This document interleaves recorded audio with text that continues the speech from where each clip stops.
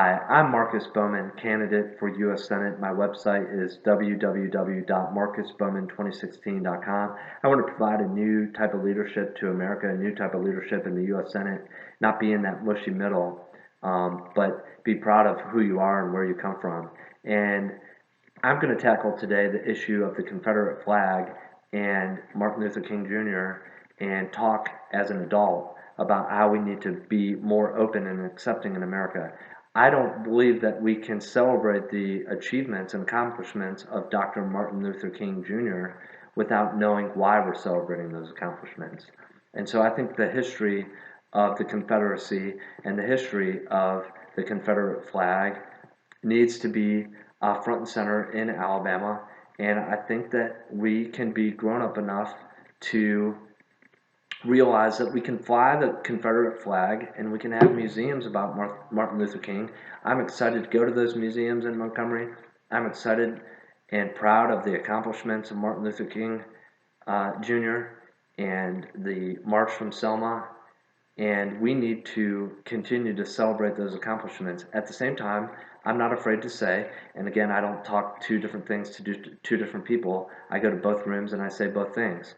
And I believe that it's okay to wave the Confederate flag. And I think we need to be more open and have the Confederate flag standing proud in Alabama. And I think that we can be grown-up adults about it. And the reason why we celebrate the accomplishments of Martin Luther King Jr. is because of the history of the Confederacy and Confederate flag.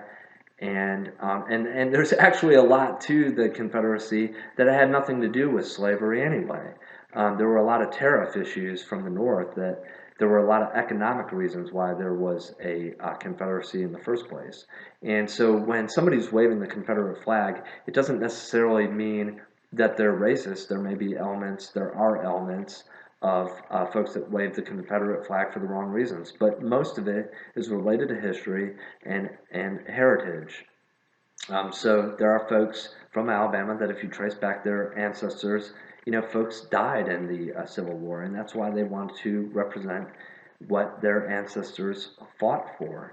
And so that's why they're waving the Confederate flag. Or they just want to point out the history of, the different leaders and what they were doing when they were, Robert E. Lee was in charge of some of those soldiers in the Civil War. So we need to preserve history, and we need to keep the Confederate flag flying and let people wave the Confederate flag and just be more adult about how we approach things.